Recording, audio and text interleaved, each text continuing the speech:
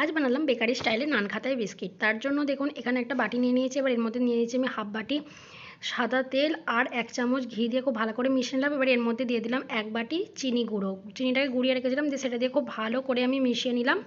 এবার আমি এর মধ্যে দিয়ে দিচ্ছি হাফ চামচ বেকিং পাউডার আর তারও হাফ বেকিং সোডা, দিয়ে সমস্ত কিছুকে খুব ভালো করে মিশিয়ে নিয়েছি। এবার আমি এর মধ্যে দিয়ে দিচ্ছি 1 বাটি ময়দা, 2 চামচ বেসন, 2 চামচ সুজি, দিয়ে সমস্ত কিছু দিয়ে খুব ভালো করে মিশিয়ে নিচ্ছি।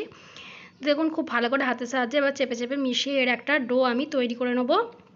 দেখুন এরকম একটা ডো তৈরি হয়েছে। আটা ময়দার মতন কিন্তু কোনো ডো তৈরি হবে না, এইরকম একটা ডো তৈরি হবে। দেখুন এবার ওখান থেকে অল্প অল্প করে নিয়ে আমি এইভাবে হাতের সাহায্যে গোল গোল করে বিস্কুটের শেপ দিয়ে দিচ্ছি। এবার এখানে একটা থালার মধ্যে আমি অয়েল ব্রাশ করে বিস্কুটগুলো খুব ভালো করে সাজিয়ে দিলাম। এবার ওপর থেকে কিছুটা ড্রাই ফ্রুটস দিয়ে দিলাম। এবার আগে থাকতে একটা কড়াই ফ্রি হিট করে গেছিলাম, ওর মধ্যে দিয়ে ঢাকা দিয়ে দিলাম। দেখুন 30 মিনিট পর এটাকে আমি খুলে নিলাম। এবার এটাকে ঠান্ডা করে নেবো। দেখুন ঠান্ডা করে আমি তুলে নিচ্ছি। তৈরি হয়ে গেল বিস্কিট। ভালো লাগলে লাইক করে চ্যানেলকে